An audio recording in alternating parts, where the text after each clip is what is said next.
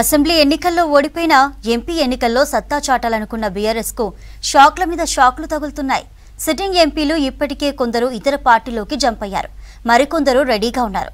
తాజాగా ఎమ్మెల్యేలు పార్టీని వీడడానికి సన్నాహాలు చేస్తున్నారు. దీంతో బీఆర్ఎస్ క్యాడర్లో ఆందోళన నెలకొంది. వారిని ఎంపీ ఎన్నికలకు సిద్ధం చేయడానికి గులాబీ బాస్ కేసీఆర్ సవాల్గా మారింది.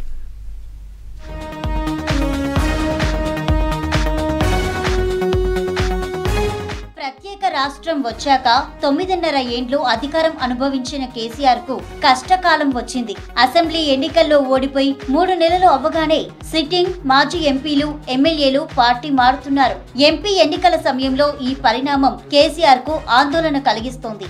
లోక్సభ ఎన్నికలకు కొందరు అభ్యర్థులను ప్రకటించినా బీఫామ్ ఇచ్చే వరకు వారిలో ఎవరు పార్టీలో ఉంటారో ఉండరో తెలియని పరిస్థితి నెలకొంది. కేసీఆర్ కరీంనగర్ తో పాటు కొన్ని సెగ్మెంట్లకు అభ్యర్థులను ప్రకటించారు. మెదక్, సికింద్రాబాద్, హైదరాబాద్, భువనగిరి, నల్గొండ స్థానాల అభ్యర్థులను ఫైనల్ చేయాలి. ఎన్నికల్లో గెలవడం సంగతి పక్కన పెడితే అభ్యర్థులను ప్రకటించడం, వారు పార్టీలో ఉండేలా చూసుకోవడం కేసీఆర్ కు సవాల్గా మారింది. పార్టీ పరిస్థితి బాగోలేకపోవడం వల్లే బీఆర్ఎస్ నేతలు వేరే పార్టీలో చేరుతున్నట్టు సమాచారం. సిట్టింగ్ ఎంపీలు ఆశావాహులు గెలుపోటములపై జరిపిన ఇంటర్నల్ సర్వేల్లో 3వ స్థానానికి పరిమితమవుతామని తెలియడంతో పార్టీ మారుతున్నట్లు చర్చ జరుగుతోంది. పార్టీ చీఫ్ కేసీఆర్ చెప్పినా, వర్కింగ్ ప్రెసిడెంట్ కేటీఆర్ బుజ్జగించినా వలసలు ఆగడం లేదు. కేసీఆర్ సమీక్షలో పాల్గొని మీడియా ముందు ఆయనను పొగిడిన తర్వాత రోజే కాంగ్రెస్ లో చేరారు వరంగల్ సిట్టింగ్ ఎంపీ పసునూరి దయాకర్. అంతకు ముందు పెద్దపల్లి నేతకాని వెంకటేష్, జహీరాబాద్ బీబీ పాటిల్, నాగర్ కర్నూల్ పోతుగంటి రాములు పార్టీలు మారారు.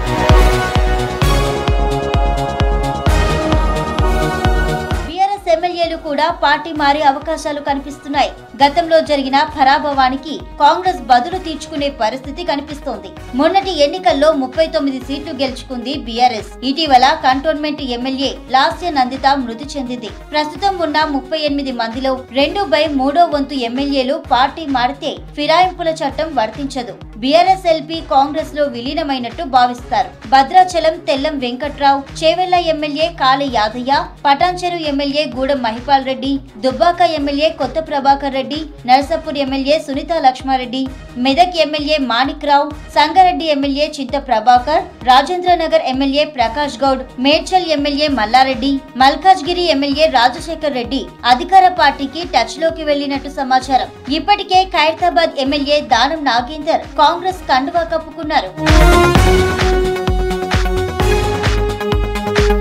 ఓవైపు ఎమ్మెల్యేలు ఎంపీలు పార్టీ మారుతుంటే మరోవైపు లిక్కర్ కేసులో కవిత అరెస్టు కావడం కేసీఆర్ కు చిక్కులు తెచ్చిపెట్టింది. కేసీఆర్ ఫామ్ హౌస్ కు పరిమితం కాగా పార్టీ వర్కింగ్ ప్రెసిడెంట్ కేటీఆర్, మాజీ మంత్రి హరీష్ రావు ఢిల్లీలో బిజీగా ఉంటున్నారు.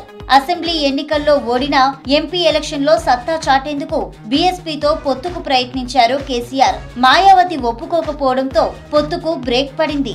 పార్టీలో ఏం జరుగుతుందో, పూర్వ వైభవం వస్తుందో రాదో తెలియక బీఆర్ఎస్ క్యాడర్ ఆందోళన చెందుతోంది.